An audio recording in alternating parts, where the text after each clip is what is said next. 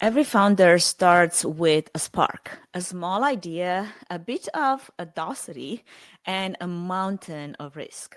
But what happens when that spark grows into a global company serving clients across continents, managing events that blend the digital and physical worlds seamlessly? Today's guest has built exactly that, and he's not done yet.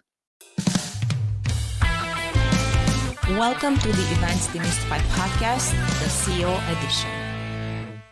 Welcome back to Events Demystified Podcast, the podcast where we explore what it really takes to lead, grow, stay grounded in one of the most complex industries in the world, the event industry. This season, the CEO edition goes behind the titles to unpack the human stories behind innovation. And today's guest, he's building the future of event technology. Pedro Goes, the co-founder and CEO of inEvent, has turned his company into one of the most forward-thinking platforms in our space, united in-person, virtual, and hybrid experiences into one seamless ecosystem.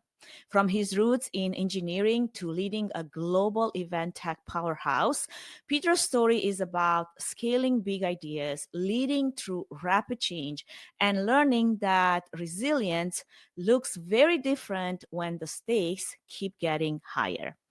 Stay tuned for today's conversation. This episode is brought to you by True Fan Events Production. Learn more at truefanevents.com.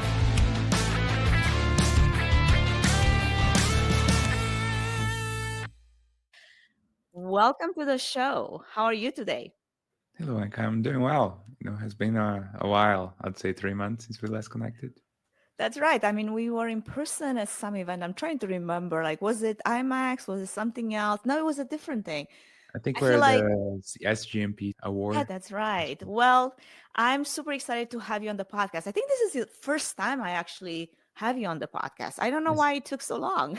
Yeah, I know why. You're hard to find. I'm traveling and going through different businesses, and it's always the day to day. I've shared a quick overview of what you've built, but I would love for our listeners to hear it in your own words. So why don't you tell us a little bit about the genesis of inEvent, what you have set out to create, and what drives your vision for the future of event technology as we know it today in this AI power world?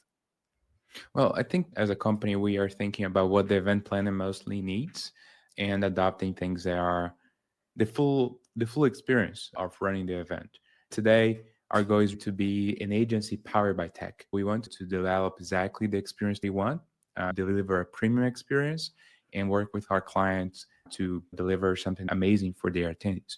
That's what we do day to day, and has been successful for the last 13 years. Well, that's a clear vision. It probably took you a while to get to that clear vision, right? To really understand what an event is supposed to be, what your audience is, and how you serve it best. I love how you connect technology to the human experience. Before we dive into the technology, leadership stories, and strategy side of things, I want to ask you something that I've been posing to every guest this season. Our season is the CEO edition. So, what does being a CEO mean to you now? Because I'm sure when you first started, it had a different meaning. Take us to that journey and let's find out in your own words, what does that mean? Not the title, but really the role, the responsibility, the lived experiences of it. Well, that's a great question. I would say that the CEO position is mostly about managing people, managing talent. So you need to figure out which are the resources within the company that you need to invest on the most.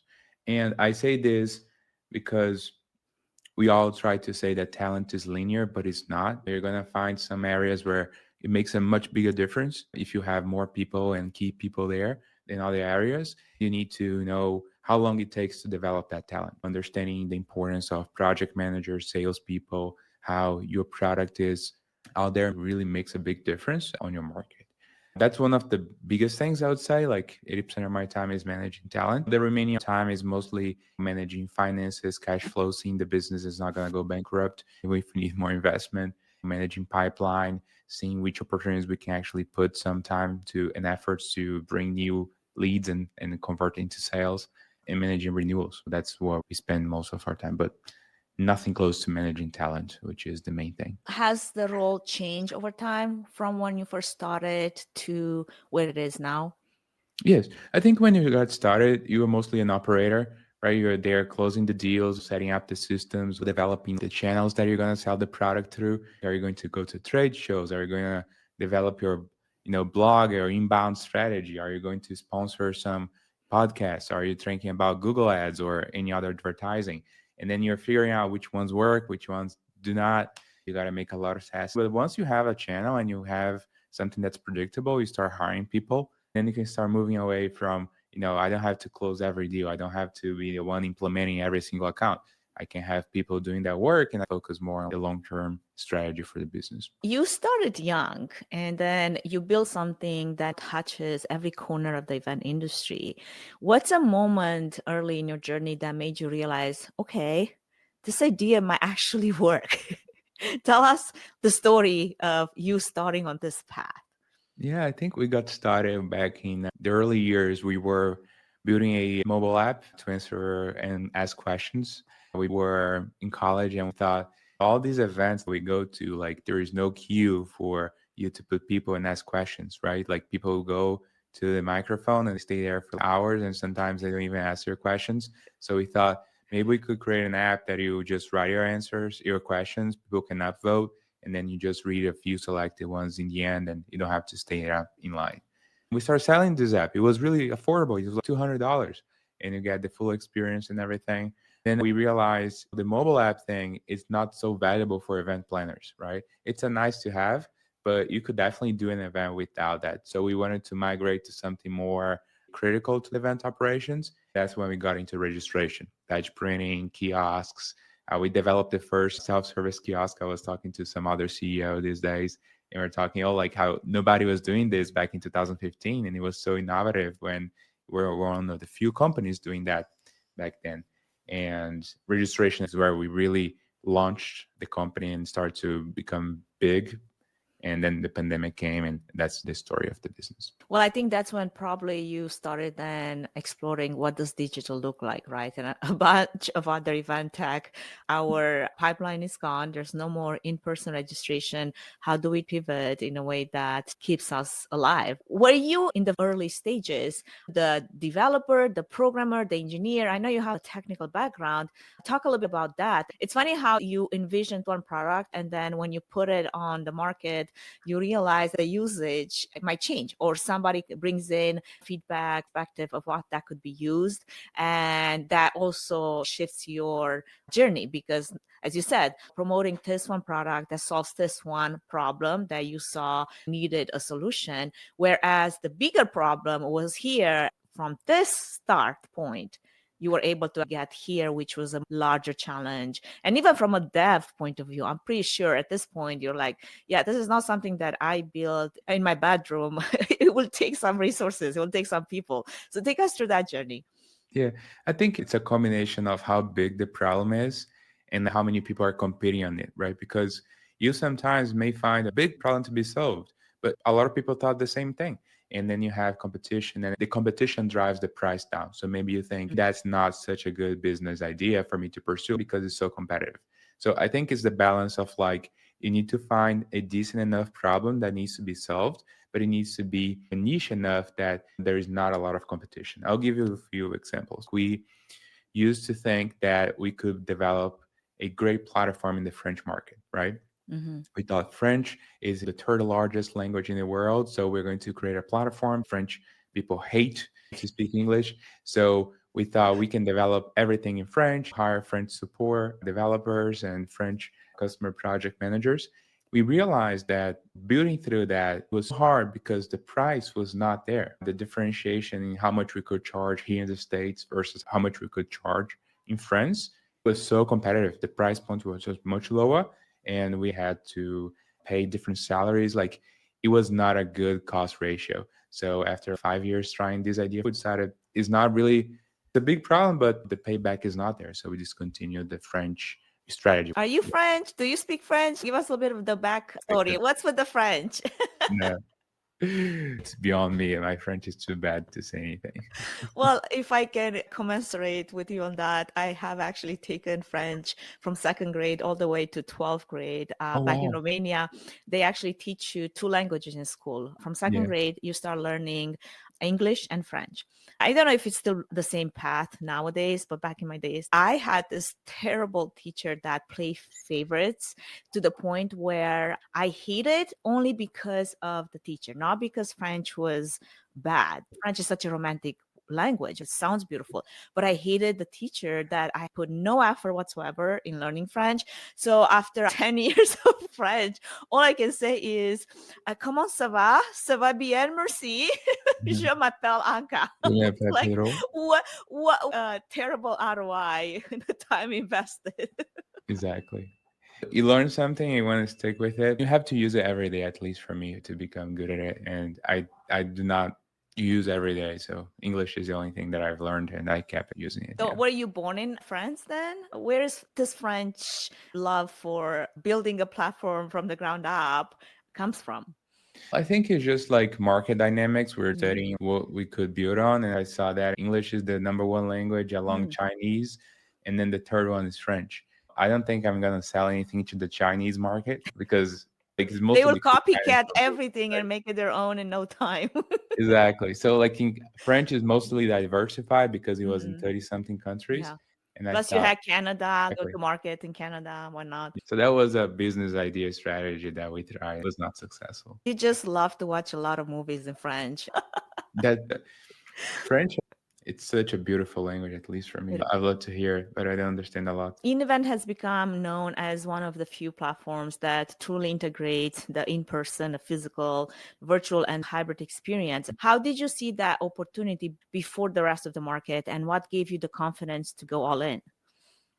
Well, I think we learned so much, over the years, and integrations, for example, is something of the segments in the market where it's really expensive to do and is not well perceived by the clients, right?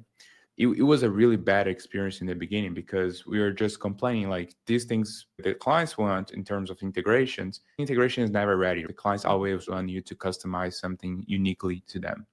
And we thought we need to charge for this. We need to charge you that fee. And then customers would be like, no, it's just a small change. Why are you going to charge me for that? So we had to learn a lot and move away from clients that could not pay that fee and clients that would basically recognize the value of the integration is something that we work with today. So, for example, if I'm on a call and someone tells me, look, I have $10,000 to invest a year and I need the custom integration, I Just the decline. integration Yeah, itself will cost that much. yeah, I'll just So let's a decline little bit to accordingly. that, Pedro. I want to touch just a little bit before we move on with this topic, because for someone that is not familiar with event hack and why integrations are important, API Yeah. calls and all of that, why is that necessary and what is the work that goes behind it? Someone, like you said, would come on and say, I need this integration to this platform because my reg is on this platform and my analytics are on this other platform. Why don't you just connect it all together like spaghetti or something? Can you speak to that a little bit? Well, I think the initial part is actually easy connecting those systems together. The hardest part is actually maintaining it because Mm, let's say we integrate to Salesforce. yeah. Salesforce is going to change their API. And then we need to have someone connecting the new parts again. And then we need a lot of systems to support those notifications. The thing is, you never know when it's going to break. So you need to have notification systems that warn the developers that they need to go and fix this thing if it breaks. A lot of that work is really time consuming. Like you need to be ready and you need to do it right now. Otherwise, sometimes it can break the entire system. And also the last thing is you need to know if it breaks, how much is going to break, because you don't want to break it to the point that you lose data, right? Or Mhm. destroys an event. You want to break just a little bit and have countermeasures to deal with the error, basically. Yeah. And I think a lot of it is true now for AI. Everybody talks about AI agents and creating AI solutions and workflows, but they don't realize what a full-time job it is to maintain the MCP servers, the connectors, the Yeah. APIs, the work behind the scenes that makes this one workflow, this one agent work. I've experienced that myself in the last year and a half where I started building solutions, different agents, and every so often I have to go back back to either upgrade, update, or just because it takes too much maintenance. The problem is not being solved anymore with that one system, and it requires a different system, requires an upgrade or something. And like you said, it is hours, right? It takes time. Delegate that to someone as their full-time job. It's a problem you might have in the future, but it might not be happening right now. So you have to wear different hats. I don't know how much of your developers then wear different roles. And then, hey, when you're on call, now you have to go and fix this other thing that just broke. I think at this point we're quite robust. We have many notifications and developers built for this function. We call them implementation specialists. Mm-hmm. Events Demystified, the podcast for event professionals. I wanted to bring attention to some other point. And I've probably seen these vibe coding apps right now that you just go and you type something, then updates a mobile app or a website on the right side of the screen real time. One thing that I've always been, like quite flabbergasted about it in the last few weeks is what are we going to do whenever you drive and create one of these apps and the app starts deleting your data, right?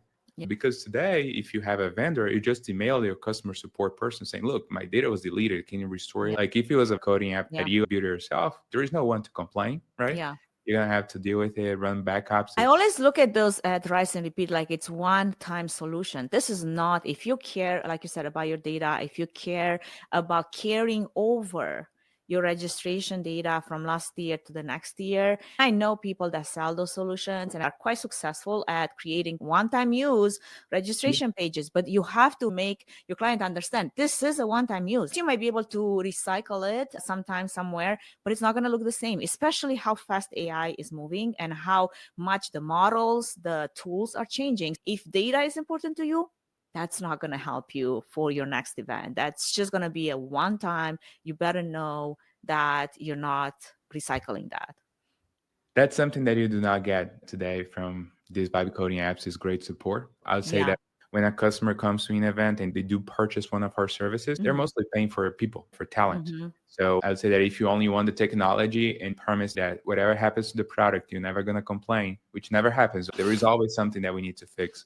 And customers always email us. But I would say that our software would be way more affordable. We could sell this at $500 if we could, but we can't because there is so much support and customizations needed. That's why we drive the price up and need to be at the standard rates that we have today. Love it. So going back to the original question about seeing the opportunity before the rest of the world or the market did back in the days when you went all in person, virtual hybrid, what gave you the confidence to go all in? What was the driving factor, if there was one? Yeah, I think we were losing one or two deals because sometimes customers would say, hey, we don't have that feature and it was something beyond our scope. And we thought maybe we should become like a platform able to address all the concerns. And we also had a weird issue. We were doing a specific function, right? Let's say we're doing in person, we're doing virtual. And then a customer would say, do you have a mobile app? For some reason, we'd say we don't. We do have one. And then that vendor for the mobile app would come and take our entire business later. So we thought we should not even allow an opportunity for them to go there and have a conversation with our client, right? We should lock everything in. So there is no options for people to intrude in our relationship with them. That was one of the biggest motivations that we had. So just create. What does all in really truly mean? Because a lot of event tech platforms out there, when you talk to them, they're basically all in solution. And I mean, that is questionable. Like, I need to unpack that. What does that mean for you? I think the all-in-one thing is just a tiny detail of the overall evaluation that you need to do among companies. It's like when you go to the gas station and you ask them, do you sell gas? It's basic. Every company should be all-in-one. It's not because they sell gas that you're going to fill your gas right there. Like you need to know, is that clean? Do they have a receipt? Do they scan your credit card? Is the price good? Do they have a nice convenience store? All those things you need to evaluate. I think we should have moved the conversation away from all-in-one. We should just assume that all event tech companies are all-in-one, right? Yeah. And then from there, we evaluate the real things that matter, which is price, great support, references, experience in the business. Those for me are the real differentiations between a company that started today and they have 100 features and us, for example, that we've been in business for 13, 14 years now. Yeah, absolutely. And then if all things were equal, when you're comparing apples to apples, which you never are, how do you stand apart? So if your value prop, then going to market with that as your flag, as your deal, because otherwise it's hard for someone on the buying side to determine, will this platform help me solve all of those challenges, but help me solve it better than this other one that is competing for the same thing? How is it going to be better? I remember I had this one document that I was keeping track of all the event tech that was out there. It's like a matrix with features and pricing and everything. And it was 400 lines long. That's a lot of event tech to compare to come up to one solution. I think you need to do your work as a company that, you know, it's going to buy an event tech solution. It's not just about the features. The features for me is the first layer, right? You need to go there and say, we need those things. Can you do that? But you're probably going to receive a lot of responses back saying like, we do all those things, right? We're going to have a list of 10, 15 companies that do all the things you need. From there, you need to do some legwork, which is contact the references from these companies. Understand how quickly they fix the issues that you raise. Every event tech company has issues because every project is so unique and customized. You always need to have great response to adaptation. If you do not adapt quickly, maybe you're not the best vendor out there. The only way for you to validate is by reading reviews online about this company. So go on Google, go whatever is the source that you like, or to your community and ask about the company that you're contracting. And then you're going to be able to differentiate between it. So I think these are the things that sometimes we don't do because they are boring to read and evaluate. Research can be boring for sure, but I think it's so important. There's also the other side where you do your research, you have the conversation, but then the day of things unfold in a completely different direction. Nobody will tell you, I'm having this conversation with you and like, hey, Pedro, what is your response rate to a problem that arises the day of the event? You'd be like, fantastic, or whatever. And then here comes the day of the event, and you realize that it takes 2 hours to get someone on the phone to fix the registration kiosk. I'm not saying that happened, but sometimes that is the issue. I need someone to troubleshoot this right now. A lot of event tech just ships solutions. They don't necessarily include an on-call person or someone on site to support. One of the biggest problems I see is running into some issues, especially when it comes to your lines, right, are miles long. That is anxiety, that is stress, that is a lot of unnecessary burden that both the event tech and the planner need to carry. I think you need to adapt the budget that you have, right? We do have solutions for people that cannot afford an on-site tech. We have run badge printing operations and checking for people that have $5,000. That can be done, but you need to adapt that to limitations too. You need to understand it's not going to be the best badge. It's going to be something more simple that you have to set up yourself. You need to contact support. It's going to be you calling them via phone. If you move on to a client paying us $300, $500, $1 million a year for an event, then we can send you new people on the middle of the event. I had a client that said, the technicians that you send, we don't like them. There was not this connection between them and the technician. So we had someone fly that day to go to the event and show up 6 a.m. the next day. We can do those things if the budget allows, but it's always got to be adaptable based on the budget. Otherwise, it's impossible for you to have expectations much less. And then plus you operate at a loss at that point. You want to make the customers happy, but to the point of, you going bankrupt. Obviously, event technology space is so crowded, so loud, so fast moving. How do you decide as the CEO what innovation is worth pursuing and what's just noise? What's kind of like your internal compass for saying yes or maybe not yet?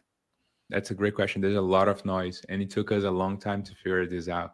There are solutions that were quite popular and they are no longer popular. For example, the budgets on virtual have decreased a lot, and now you see a lot of competition from Teams and Meets. Right. We don't try to innovate too much anymore on virtual just because there is not much budget there to do those things. On the other side, we see that registration systems, including the website, portals to acquire tickets, registration flows. For example, depending on who your guests are, you have unique paths for them and things they should do and integrate with travel. Those things are on an amazing upwards trend. We are seeing so many new innovations, people requesting AI to automate those tasks. And that's something that we're investing more and more because the demand is really up there for those systems. I'm sure you've had to cross that bridge where scaling innovation also comes with its own chaos. How do you manage the tension between growth, chasing opportunity, and sustainability, keeping your people and your product and the culture healthy along the way? That's a great question. I would say that the main thing that people like to see is always seeing the company growing, right? Mm, So you got to keep them motivated, treat them well, and all those mhm, things. But the most important thing is unlocking something that you see, oh, we are going to be able to grow in the next few years. Sometimes that means that for you to grow, you need to be smaller in size. We had an issue in the past coming out of the pandemic, for example, where we had hundreds of people and we thought maybe we should reduce the staff by 30%, be able to retain the best, and then give some growth for the best that are going to stay, right? Because you don't want to be in a company where it's really inflated and you cannot move people around to do the functions they adapt. Right now, we are leaner and we're able to do more things more quickly, and people have more innovation, they suggest better ideas, and they feel that they can do things that are going to empower and be able to actually make a change. So I think those are really part of the culture more than the salary or how much you earn and all those things. Is really about how much impact you see that you cause yourself as a professional. That's the difference. Yeah. This episode is brought to you by True Fan Events Production.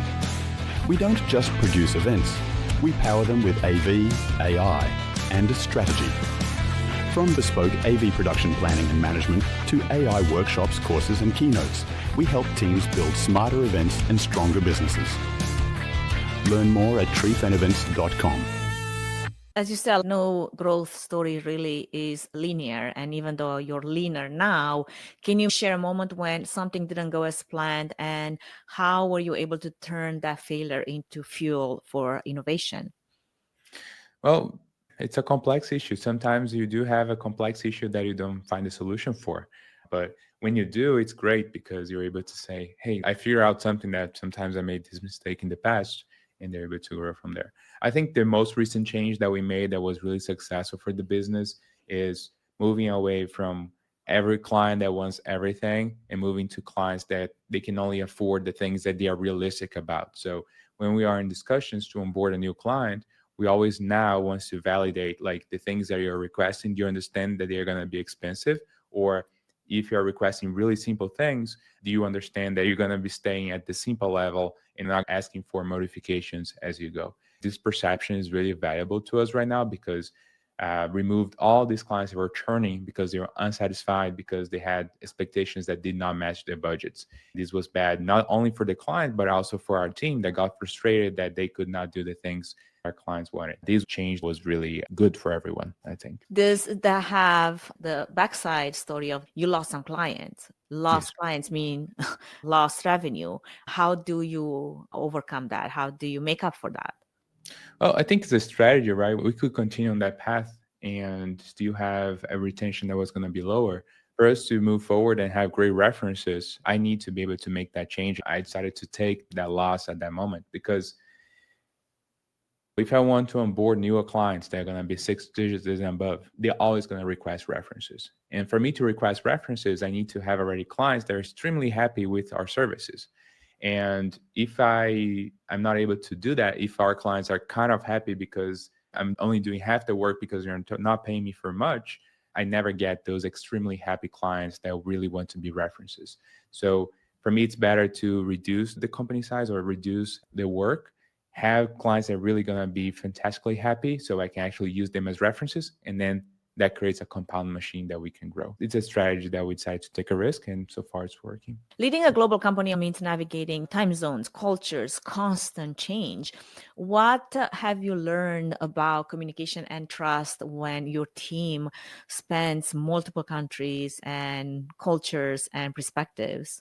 That's a great question. The first thing is you got to define a common time zone for everyone. We work from New York, Eastern hours, and London times GMT as the official time zones of the company. So if you are on the European Asian side, you work on these time zones. And if you are in the US or Latam, you work on New York time zone. We align all the meetings in the same time zone. Sometimes it's early for you, sometimes it's later, but you always work the same 8 hours on a business day across teams. And that really streamlined a lot of things. Like there is no worry of you requesting something. Everybody's in sync because we all work on the same time zone or in two time zone only. Yeah. I love it. So that basically still your remote workforce has somewhat of a schedule, and this is when they clock in, this is when they clock out, even though that's more of a virtual clock in, right? And that way the response time is much higher. That's actually pretty smart. I haven't necessarily heard of someone sticking to that because, when you think of remote, you think you work whatever hours. Yeah. But I can see how it become a little challenging, especially if everyone is not in one place. I think there are people that promote the remote culture as something amazing that every company should incorporate. And sometimes they are not honest about the real challenges of remote. I try to be realistic about the shortcomings because if I'm not realistic, I'm not going to be able to make a proper decision on why we should justify using remote in our company. There are many shortcomings. Certain people do not have the responsibility to take on their tasks, understand the proper use of time, and they disappear and we have to let them go. There is an overburden on training for all these new recruits that we have to bring in. But it can also be really powerful because people are really productive once they understand this method of working. So it's something that's also amazing at the same time. Yeah. Have you determined there's a specific persona you're looking for when you hire, especially for someone to thrive in a remote work setting? Like personally, I know I do. Like I really do track my time and I make sure that it's optimized so that everything is productive. I don't have time to waste. I'm someone that doesn't need micromanaging, doesn't need to be told what to do. I have this long list of things that I'm working on that I create for myself because I'm always doing something. And sometimes when you work with people like that, those are easy to manage, right? Those are the people that you're going to give them a task, you're going to see it completed. But then there's also the people that need to be told every step of the way what they need to be doing next. Yeah. It can be very draining, especially on a manager or team lead, to constantly micromanage people. And that's something that I try to stay as far away as possible. What did you find in your hiring practices that might be the right persona when you look for someone that gives you that vibe? They will be a great fit, aside from the cultural, the technical, the ability, skill set that you're looking for. Yeah, I try to find people that are organized. Organization for me is really key. Someone that can put the right files in the right folders and know how Name to. it the correct way. Yeah. For example, it's just a tiny example, but for me makes a big difference. Or someone that can use Slack and use threads properly. They understand how to DM and not spam every channel with disconnected information. So that's one trait that I really look forward to. And the second thing is the ability for the person to be communicative. Because if you do not communicate every step of what you're doing, like we had great people in the past that would be amazing at that specific task. But if the task is going to last 3 days, they tell you in the very first hour, I'm going to do this task. And then 4 days later, this task is done.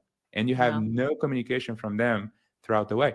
That's a big risk because if they have any single problem and they don't communicate, I'm not going to be able to help them. So we usually. You also don't know what decision they have made in the process to maybe overcome or solve whatever challenge. It is hard for people that are go-getters to go and ask for help. That's a hard thing. Yeah, but it's part of the remote culture, right? You need to communicate. You need to tell what you're doing. For example, let's say you're sourcing a freelancer to do work somewhere. You need to communicate. I'm talking to these companies to find a freelancer. I found those 3 candidates. I'm meeting with candidate number 1. I met with candidate number 1. Here's their name. That's what we talked about. Like you need to report those things. You guys have a system in place where it doesn't become more of a chore than just a way to flow communication forward? Yeah, we have unique threads and channels for each of those topics that you need to go there and report what you're doing. So, but you definitely need to go there and update what you're doing. We don't rely on email a lot. We don't rely on we use mostly Slack internally for this and I'm combination with Google Meets. So we can talk whenever we need. But yeah, it's something that you have to do. It's part of the culture these Got days. it. Yeah.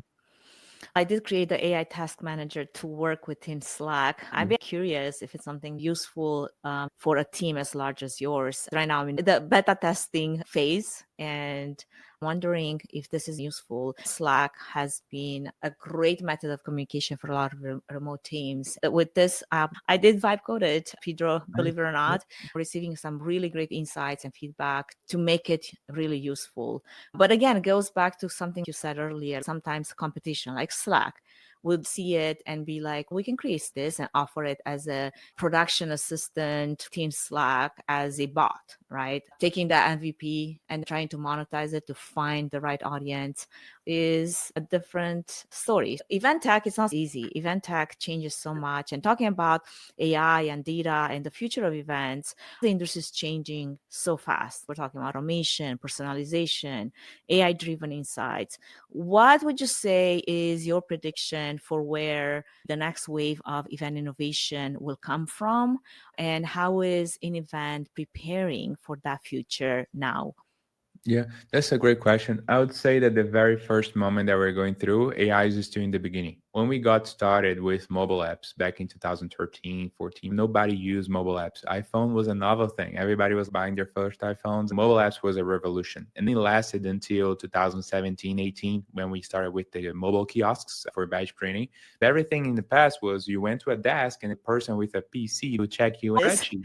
Yeah. Checking names. And that was another revolution, revolution number two, kiosks back in 2017, 18. And then we went through 2020, 21 with the pandemic, whole new revolution for virtual.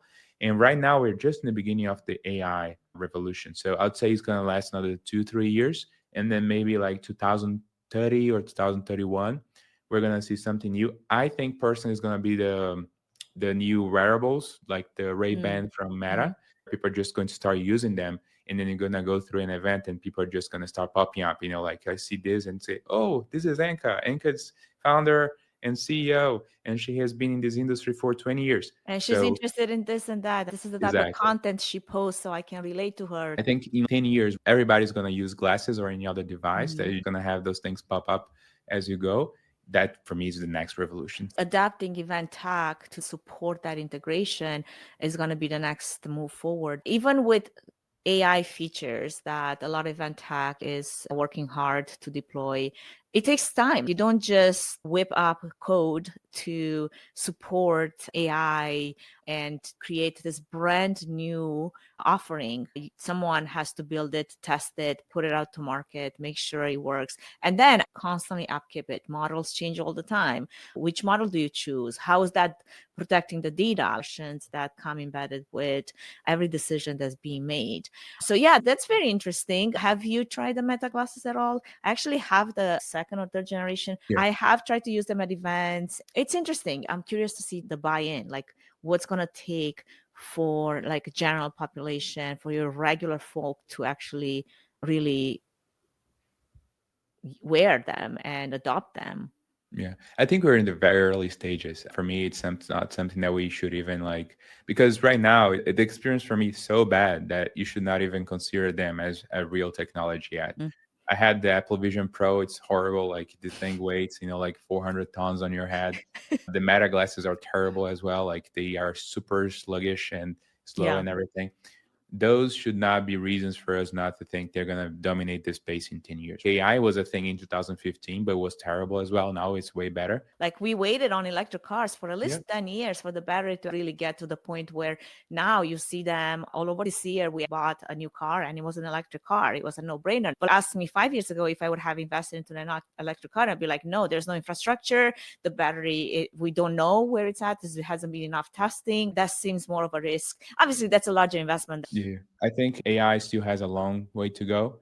And we're going to see a lot of innovations until everyone is using AI on a day-to-day basis. Every single system around everything that you do has an AI built into it. Then that's going to be when we're ready to move on to the next wave. Until then, AI is the thing to go. You've led this company through industry shifts, pandemic disruptions, digital acceleration, global expansions. How do you personally stay resilient? What are some of the habits or philosophies that keep you sharp, sane, fit for the next big leap? Yeah. Well, I think having a great team really helps a lot, treating people well. For me, it's still something that I find amazing that we have people working with us now for 70-80 years. So in the end, you start to see that these people could be the next leaders of inEvent, right? These are the next VPs, the next CEOs of the company. And yes, there is a point that I'm probably going to move other businesses. That's just what happens to every person that crosses 20 years into being a CEO at any business. But I don't think inEvent as a company is going to disappear because it's well established right now, has its clients and its growth. So it's just something that become commonplace, right? These companies that become part of the industry Mhm. and they never end. So I think inEvent's on that path right now. And also, there's a point where you as a CEO realize you're more of a hindrance than growth element for the company. So it's better to bring in fresher perspective, fresher experiences, fresher young blood, basically, to lead something that you build. It's your baby. It's always going to be your baby. But I think it's also hard to learn that it's time to let go and use your skill set somewhere else, or maybe start something new. You have this passion side thing on the side that you finally can dedicate it some time and give it, give it birth maybe. But right now, like when you think of all the stress that you've been through, like you mentioned, the Yeah. last 6 months have not been easy, and the last 6 months haven't been easy for a lot of event professionals and event tech. How do you keep your sanity? How do you keep yourself resilient and sharp? It's not easy at all. The second thing is if you go to events and meet with people, you see that you're not alone. Everybody is holding hands as the market goes down. And that's the second thing that makes you, oh, at least I'm not the one suffering alone. Everybody's on this. And the third thing is you need to make difficult decisions to reduce the company size, readapt, and see where you can cut costs and change things. So it's sometimes temporary, sometimes it's longer term, but it's not easy.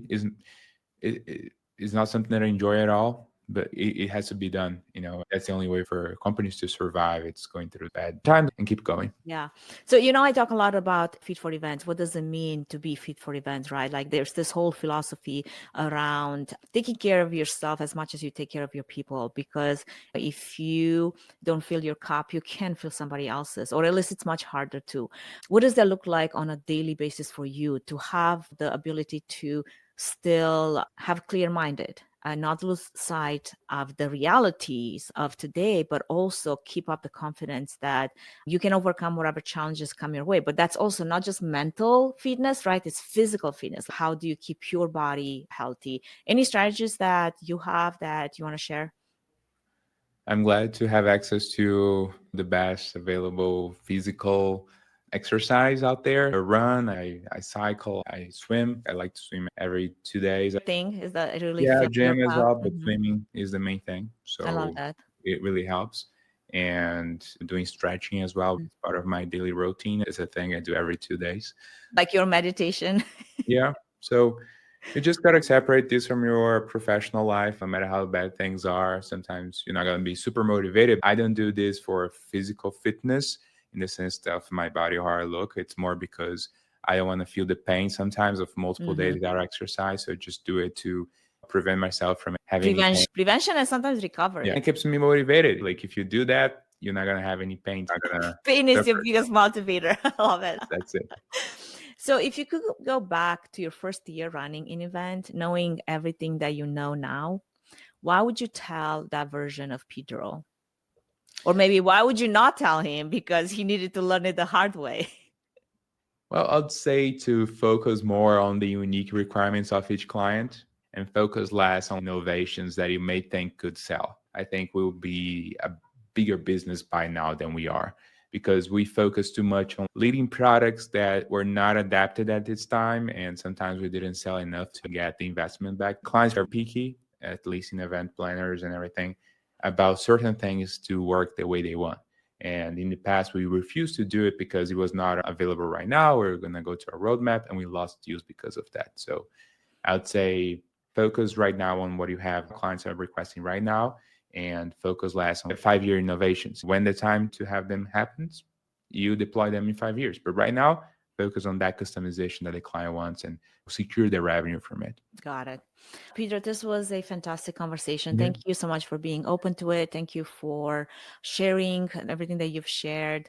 For anyone that wants to connect with you or learn more about the platform or everything that you and the team are up to, where would you like them to go to find out more? Yeah, you can always connect with me at LinkedIn. If you ever go to events, we're going to be able to meet there. You can meet with me at SGMP or IMAX or Event Tech Live. I go to about 15 trade shows a year, so we can also meet in person. That's a wrap on today's CEO edition of Events Demystified Podcast. Pedro, thank you for sharing what innovation really looks like for you, not just on the product roadmap, but in the heart and mindset of the people building it. If this conversation sparked a new idea, share it with someone building building their next big thing, with someone needing event technology, with someone wanting to hear a different perspective. And until next time, stay curious, stay creative, and stay fit for events. Thank you, Bye. Anka. Thanks for tuning into the CEO edition of the Events Demystified podcast.